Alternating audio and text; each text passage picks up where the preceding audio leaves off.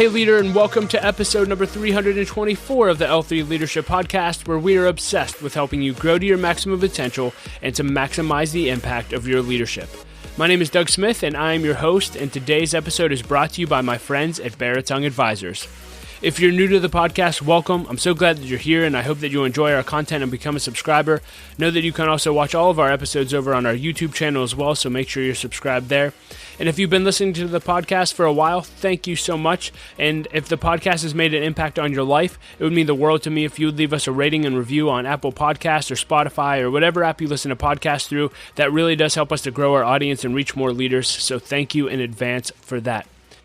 Well, in today's episode, you'll hear my conversation with Mike Tomlin, coach of the Pittsburgh Steelers. I got to interview him recently at the ManUp Pittsburgh conference, which he founded in partnership with an organization called the Urban Impact Foundation. And the whole purpose of the conference is to put a dent in the fatherlessness epidemic in our country. And they've been doing this conference for 10 years, and I've been there every year, and it's just been incredible to see men step up and say, I'm going to commit to being a better father at home. I'm going to be committing to being a father to the fatherless, and I'm going to support organizations like the Urban Impact Foundation who are doing something about this issue of fatherlessness. And so if you've never heard of the conference, I really encourage you to look it up. It's called ManUp Pittsburgh. And again, check out Urban Impact Foundation who are really doing a lot around this area of fatherlessness. And so you're going to love this conversation. We talked to Mike about why he started this conference and what he's learning currently about being a dad at this stage in his life. We talk about his favorite sport outside of football, which his answer actually really surprised me. We talk about what he's learning about listening as a leader, really good insights there.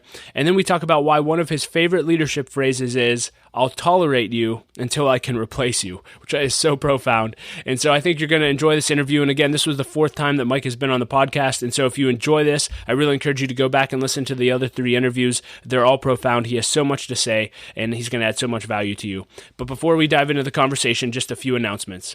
This episode of the L3 Leadership Podcast is sponsored by Baritone Advisors. The financial advisors at Baritone Advisors help educate and empower clients to make informed financial decisions.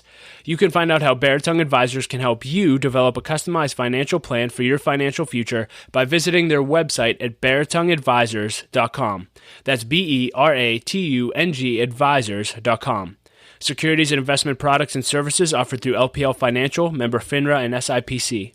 Baritone Advisors, LPL Financial, and L3 Leadership are separate entities. I also want to thank our sponsor, Henny Jewelers. They're a jeweler owned by my friend and mentor, John Henny, and my wife, Laura, and I got our engagement and wedding rings at Henny Jeweler, and we just had a wonderful experience. And not only do they have great jewelry, but they also invest in people. In fact, for every couple that comes in and gets engaged, they give them a book to help them prepare for marriage, and we just love that. So if you're in need of a good jeweler, check out hennyjewelers.com.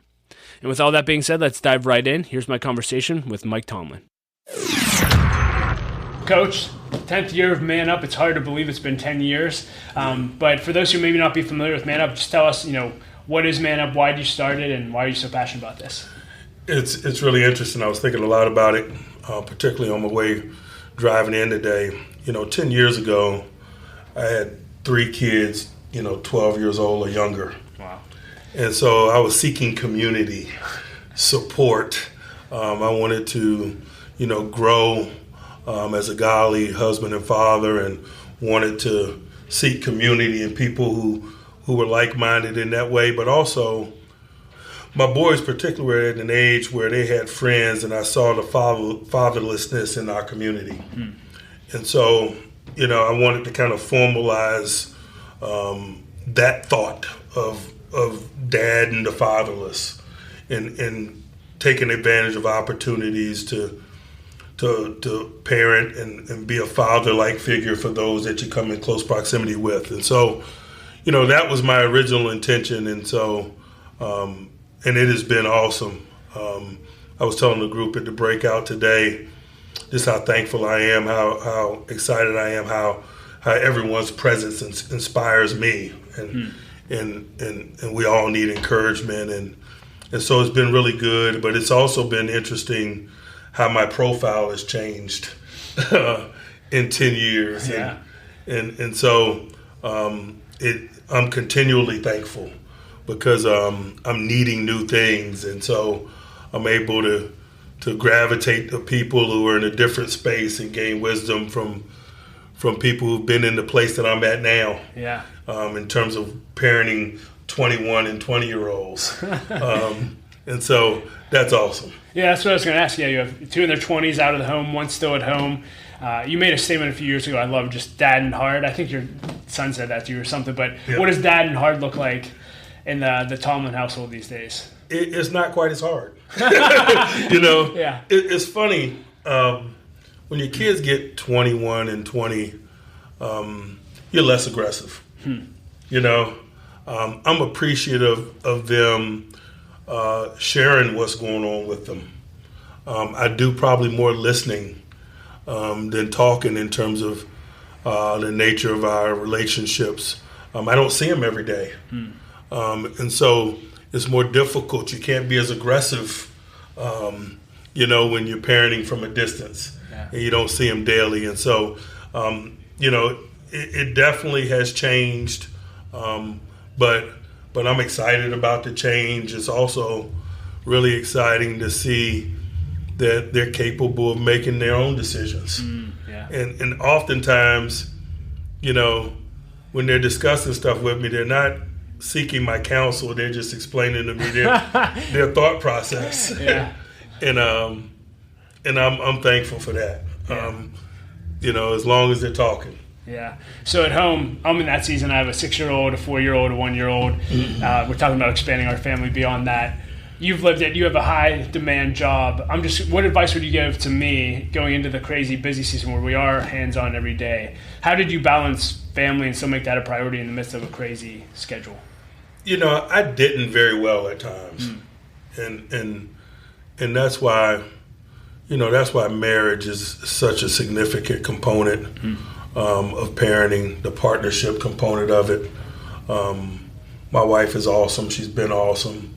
At times, my job and the urgency associated with my job doesn't afford me an opportunity to have the balance that I desire all the time. Big picture, certainly. But there are moments in time, because of obligation and so forth, that is very difficult. And in those times, man, I lean on my wife. And I'm thankful that we work as a partnership in that way. It's something that I work at, finding that work-home life balance, if you will, is something that's worth working at. But I also learned very early on that you can infuse the two in ways that one might not think, or at least traditionally you might not think. I'll never forget my first day on the job in the National Football League. I got hired by the Tampa Bay Buccaneers. My boss was Tony Dungy. We had an introductory press conference that went well. He said, hey, when you get a second, come by the office. He had something he wanted to run by me. No problem. I went and put down whatever I had, and I immediately went to his office. It wasn't like I was going to keep him waiting. I go in his office. His son was sitting on the floor with a PlayStation game projecting onto his big screen where he watches film, but his son was playing video games on it. That's awesome. And it was just, I was like, I didn't expect to see that. Yeah. And so it left an imprint. I'm thankful that I was able to work for guys like Tony Dungy and see some of the things that I saw from a leadership perspective, where balance doesn't always mean divide your time, but sometimes balance is infusing the two where appropriate. It's so good. And what a vision that was for me to walk in his office. The first time I ever walked in his office, and his son was playing video games on his big screen. So did your kids get to do that? Absolutely. I took my boys to camp. We moved into camp together. Wow. They've spent more days at Latrobe probably than a lot of professional football players. And so, I learned that. I learned that's something that's possible. Yeah.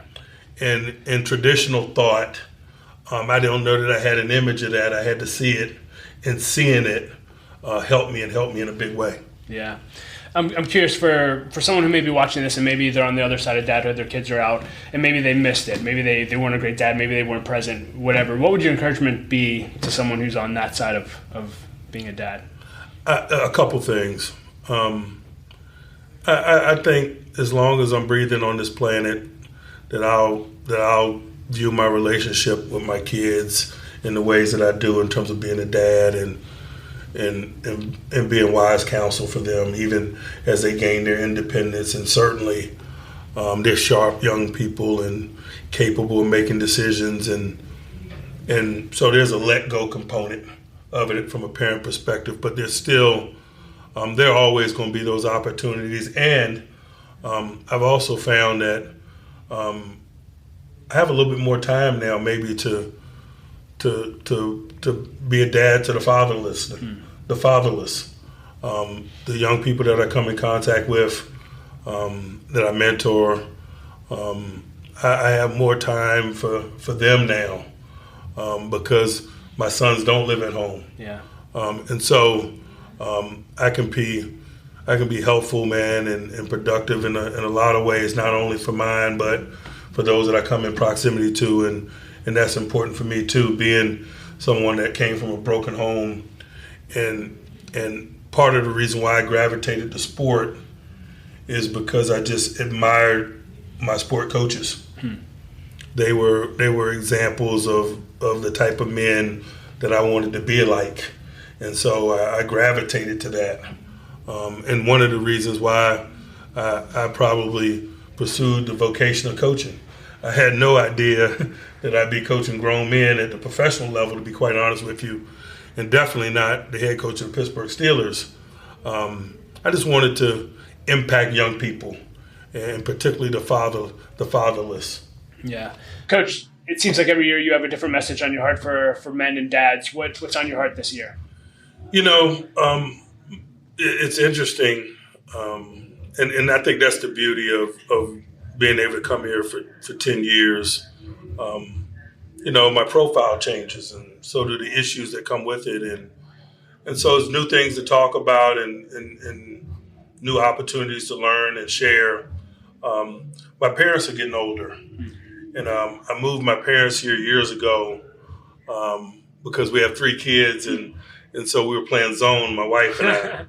And so, you know, they were retired and provided an opportunity for us to get some assistance, and who better to help raise your kids than your parents. Yeah.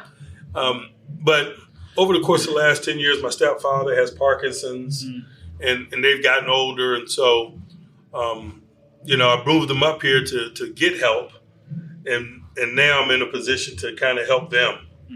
And so I was sharing that with the breakout group today, that, you know, what an awesome opportunity it is and what a blessing it is to maybe get some parenting opportunities in regards to my parents. Yeah. To make sure that they're comfortable, to help them with life, and to be close by to make sure that they're getting what it is that they need and medical attention and things of that nature. And so really cool to be where I am in life. I'm thankful for it. I don't take any of it for granted. It's a blessing. But it is ironic. Yeah. 8-9 years ago, man, they came up to help me parent, and now I get the opportunity to help them with some of the challenges that older life presents them. Yeah. I want to move into some more fun questions just with what you do vocationally. You're entering your 16th season as a coach. Do you have 1 or 2 favorite moments from your 16 years with the Steelers? Oh, man, there have been so many.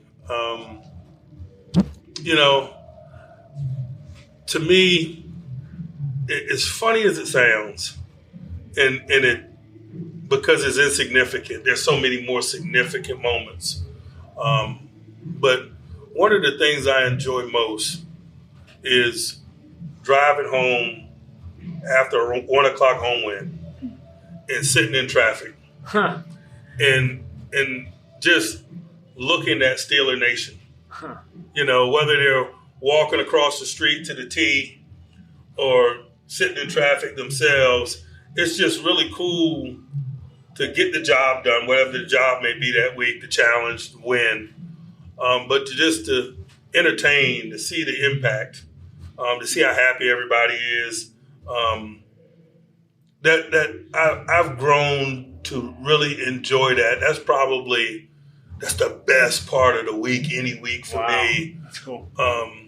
It's about 5:30, so I'm getting in my car, leaving Heinz Field, and sometimes the trip home, and I probably live 4 miles away from Heinz. Sometimes it may take 45 minutes or so. Wow. But it's a cool time. Yeah. Because I've been at it long enough that I know that Monday's problems are waiting on me. I'm not thinking ahead to the next challenge. Wow. I actually have a few minutes to appreciate what transpired and to watch the fans enjoy it as they move on with their day. That's just a real awesome quiet time for me. I don't turn the radio on or anything. I look around and take in the sights and sounds as I make my way off the north side after the game, and that's a pretty cool thing for me. What sport do you enjoy most outside of football? Baseball. Baseball, really? I love watching baseball. You a Buckeyes fan? Love them. Really? Yeah. That's I'm a awesome, fiend. man. Is that your number one team? Ain't no doubt. Wow, Ain't that's no doubt. awesome, man. I'm a long-suffering Pirates fan. Aren't we all? I love it. Yeah. I do, man. Like, that's cool. I got my Vogelbach jersey, just came in. I always pick an obscure guy, right? Or one of the lesser-known guys, and I buy their jersey. That's then awesome. I'll go to the game wearing it. You know, and it's always a big deal. Dude's like, why does he have my jersey on? You know what I mean? Yeah, that's so cool. Like years ago, like Jay Hay was my guy. Like when he was a utility guy. So I had a Jay Hay jersey. But yeah. No surprising. I wouldn't have guessed that, Yeah. I like it because it's it's slow. It's not intense. It's a good afternoon. Yeah. You know what I mean? Yeah. I'd love to be like a baseball scout or something. Really? Yeah. I'd like go watch baseball every day, every afternoon. Post-retirement plans? Yeah. Oh, no doubt. I would love to be a minor league baseball scout. Yeah. Like travel to Grapefruit League, man, just watch games every day. Report back, yeah, he looks pretty good. Yeah. You guys just hired Andy Weidl's been a longtime friend. Andy, good people, man. I'm just getting to know him, man. Pittsburgher and all of that. Yeah, longtime supporter of I met him through Light of Life. He mentored one of our guys for years, and him and his wife are phenomenal. Yep. So it's been fun to follow their journey and his dreams. Yeah, man. Yeah, it's really cool. Isn't it cool how it works out, man? They got a Mount Lebo guy, man. Yeah, and all four. He's one of four. They're all in the NFL, man. So, Yep. And then I have 1,000 questions I would ask you if we had like hours, but I think I read an article on you like probably 10 years ago of like your favorite leadership principles. Is one of your favorites? Did you say I'll tolerate you till I can replace you? Yes. I love it, man. Yes. All right. I was going to ask. I want to go to that too maybe next time. Because people always view that as a negative thing. It's not necessarily a negative thing. Sometimes tolerating somebody is an absolute joy. Wow. You know what I mean? Yeah. It's just that's the nature, that's the essence of our business. We're all tolerated until we can be replaced. And that's just a component of big business at the football level. Sometimes you can be replaced because your skills wane. Sometimes you can be replaced just simply because there's cheaper labor. Wow. You know, and so I just think as in our business, as long as that we all understand that nature of our business, then we're all just respectful of the days that we have. That's so good. You know what I mean? Yeah. Like, you know, Art Rooney is tolerating me until he can replace me. If he can find somebody who can do the job better, particularly if he can find somebody to do the job as good, cheaper, because I've been on the job a while now. I'm expensive. You know what I mean? Yeah. And so it's just, that's what makes the wheels turn in big business. And I just never want to get so comfortable that I'm not acknowledging that. So good. You know what I mean? Yeah. And last question for time's sake, but I'll just leave this open. And it's a podcast for leaders. Anything on your heart for leaders as we close out? I say this often, but I don't say it enough. One of the number one tools that we have is listening. I believe as leaders, we got to continually listen. We got to continually be open to new and different ideas that might be different than ours, that might move us in the group that we lead forward. And so that's something that I continually acknowledge. I have a note card that's on the corner of my desk that says listening is a skill. And I leave it on the corner of my desk because I just want to remind myself that things that are skill related, you better continually acknowledge. You can work at it. You can get better. You can also get worse. Wow. And so, it's like swinging a golf club.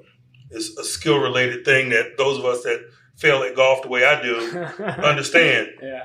And I try to treat listening with the same level of respect. And I want to continually work at it and hone my talents in that area and hopefully get better in that area, because I think just part of good leadership is being open to ideas and understanding that great ideas, innovative thought, and so forth oftentimes comes from those that you lead. And so that's something that I'm always working at. I challenge other leaders to do the same. So good, Coach. Thanks again for your time. Yep. Thanks for your investment in men today. Thank you. Yep. No doubt. Well, hey, leader, thank you so much for listening to my conversation with Coach. I hope that you enjoyed it as much as I did. And if this episode got you thinking about fatherlessness and what you can do about it, I would encourage you, especially if you're in the Pittsburgh area, check out ManUp Pittsburgh and check out Urban Impact Foundation. I encourage you to check out both of those, and we'll include links to those in the show notes at l3leadership.org/324. And leader, I want to challenge you that if you want to 10x your growth this year, then you need to either launch or join an L3 Leadership Mastermind Group. Mastermind groups have been the greatest source of growth in my life over the last 7 years, and if you don't know what they are, they're just simply groups of 6 to 12 leaders that meet together for at least 1 year in order to help each other grow, hold each other accountable, and to do life together. So if you're interested in learning more about masterminds, go to l3leadership.org/masterminds. And as always, I like to end with a quote, and today I'll quote Greg Groeschel. Craig said this. He said, "The pain you endure today often leads to the strength you enjoy tomorrow. Don't give up. Perseverance is the hard work you do after the hard work you've already done." Leader, I say it all the time, but Laura and I love you. We believe in you. And just like Craig said, don't quit. Don't give up. The world desperately needs your leadership. We'll talk to you next episode.